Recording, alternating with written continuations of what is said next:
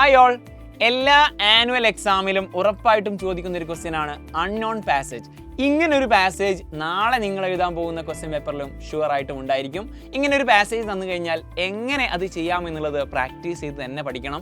ഈ പാസേജ് ഇനി ഏതായാലും വരില്ല, പക്ഷേ ഇങ്ങനെ ഒരു പാസേജ് വന്നു കഴിഞ്ഞാൽ എങ്ങനെ ചെയ്യണം എന്നുള്ള ഒരു ട്രിക്കാണ് നമ്മൾ പറയാൻ പോകുന്നത്. ആദ്യം തന്നെ നിങ്ങൾ ചെയ്യേണ്ടത് പാസേജ് കംപ്ലീറ്റ് വായിക്കല്ല, 5 മാർക്കുള്ള ക്വസ്റ്റ്യൻ ആണ്. അപ്പോൾ ആദ്യം പാസേജ് വായിക്കാതെ ടൈം മാനേജ്മെൻറ്റ് ചെയ്യാൻ വേണ്ടിയിട്ട് ആദ്യം ക്വസ്റ്റ്യൻ വായിക്കുക. നമുക്ക് പാസേജിനെ പറ്റി ഒന്നും അറിയില്ലെങ്കിൽ ക്വസ്റ്റ്യൻ വായിച്ചു നോക്കുക. What was old Santiago determined to do? ഈ ഒരു സെൻറ്റൻസ് നമുക്ക് ടെക്സ്റ്റിൽ ഈ ഒരു പാസേജിൽ ഉണ്ടോ എന്ന് ചെക്ക് ചെയ്യാം. എന്താണ് സാന്റിയാഗോ ഉറച്ച് തീരുമാനിച്ചത്, എന്തോന്ന് ചെയ്യാൻ വേണ്ടി തീരുമാനിച്ചിട്ടുണ്ട്? നമുക്ക് ഇതിനെപ്പറ്റി ഒന്നും അറിയില്ല, നമുക്ക് നോക്കാം.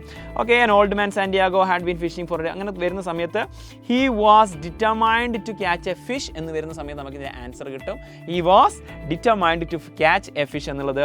രണ്ടാമത്തെ question, how did the fish react when it was caught by Santiago? Santiago ഫിഷിനെ പിടിച്ച സമയത്ത് എന്തായിരുന്നു ഫിഷിൻ്റെ റിയാക്ഷൻ എന്നാണ് ചോദിച്ചത്. അതിങ്ങനെ വായിച്ച് നോക്കുന്ന സമയം നമുക്ക് മനസ്സിലാക്കാൻ പറ്റും. യെസ്, അദ്ദേഹം ഫിഷാണ് പിടിച്ചത്.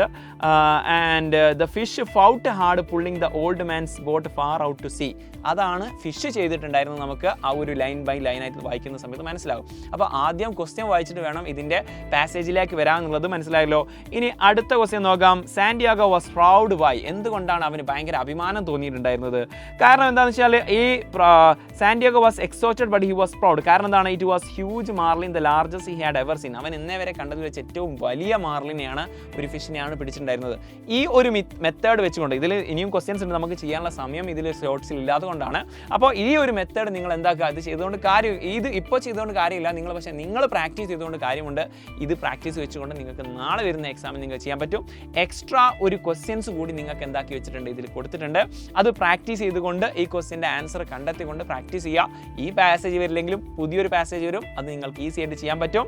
ഇന്ന് രാത്രി മെഗാ മാരത്തോൺ ഉണ്ട്, അത് മിസ് ചെയ്യരുത്. കംപ്ലീറ്റ് കാര്യങ്ങൾ നമ്മൾ അതിൽ ഡിസ്കസ് ചെയ്യും. അതുപോലെ തന്നെ മോർണിംഗ് ബൂസ്റ്റർ ഉണ്ടായിരിക്കും. നിങ്ങൾ വാട്സപ്പ് ചാനൽ ജോയിൻ ചെയ്യാൻ വേണ്ടിയിട്ട് ഈ ഒരു QR കോഡ് ചാനൽ ചെയ്യുക. ഇതിനെപ്പറ്റിയുള്ള അഭിപ്രായങ്ങൾ കമൻറ്റ് ചെയ്യുക. നമുക്ക് മറ്റൊരു വീഡിയോ ആയിട്ട് വീണ്ടും കാണാം. Until then, bye. Thank you.